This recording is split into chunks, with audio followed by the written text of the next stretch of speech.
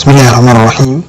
كسودو جانلك دكتور محمد زاك إن فضلا داك عصوبتا جانلك سبسكرايب صار كبلاك فرص وكوسو قارو عشر والبانس عصوب بان سؤالي هالكان ما انتو حكالي دونا إيوان آديو آد مهم وانا عذر كميدا عذر حليستا بدن يددك بدن كودا يكعودان وعذر كلو يقانو دايبيتك أما عذر كمعانك سومالي دا يتخان cudurkan lista kaadi macaanka iskaadi sakrowga ama diabetes loo yaqaano wuxuu kamid yahay cudurada loo yaqaano chronic disease kuwaas oo ah cudurada aan daawo lahayn laakiin gacan ku hayn ama control loo sameyn karo.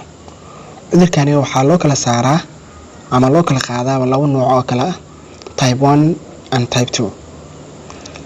waxaan ku bilaawi doonaa type 1 ama nooca koowaad. type 1 wuxuu yimaadaa marka beeryaraha ama pancreaska aan soo saarin insulin ama daawo jirka ku filan ayuu imaadaa. halka type 2 uu yimaado marka beeryaraha ama pancreaska aan soo saarin insulin ku filan jirka ama xubnaha jirka oo aan qaadan insulinka. waa muhiim in cudurkan kaadi macaanka hore loo ogaado waayo waa cudur progressive ah ama istare ah. haddii aan la daaweyn uu ka sii dari karo. sababtaas ayaa in mataqaanaa si dhaqso loo ogaado cudurkani aan si dhaqsana loo socdo xaaladiisa. astaamaha lagu garto inuu ku hayo kaadi macaanka waxaa ka mid ah oo mar walba ku haya kaadida oo aan kala istaagin inta badan haweenkii, daal mar walba ku haya, culeyskaaga oo isu dhimo si lama filaan ah. cudurka kaadi macaanka noociisa koowaad wuxuu ku dhici karaa da' walba. inta badan waxaa lagu arkaa dadka da'dooda ka yartay 40 iyadoo caruurta ugu badan tahay. boqolkiiba 10 dadka qaba cudurka kaadi macaanka ama diabeteska waa noociisa koowaad, type 1 ayay qabaan boqolkiiba 10 dadka ka cawda cudurkan.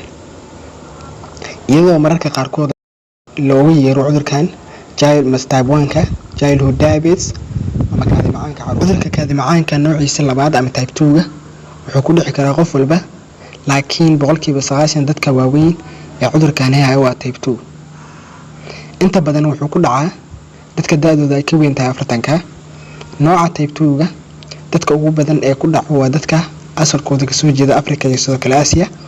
waxaa soo raaca boqolkiiba 5 oo ah dadka cadaanka ah ee miisaankooda jirka aad u sareeyo. waxyaabaha keena cudurkan kaadi macaanka waxaa ka mid ah family history oo ah qofka familkiisa inuu qabi jiro cudurkan macaanka, sidoo kale lack of exercise qofka aan exercise sameyn ama jimicsi uu sameyn, unhealthy eating qofkii oo mataqaan cunto aan dheelitirnayn uu cuno, sidoo kale overweight iyo sidoo kale qofka miisaankiisa sare u kaca.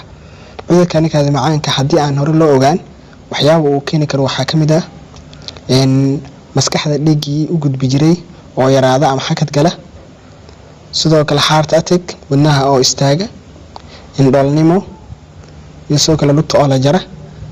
dadka ugu badan ee lugaha laga jaro waxaa keena kaadi macaanka oo waqti aad u dheer daaweyn loo sameyn ama qofka oo aan laga daaweyn kaadi macaanka.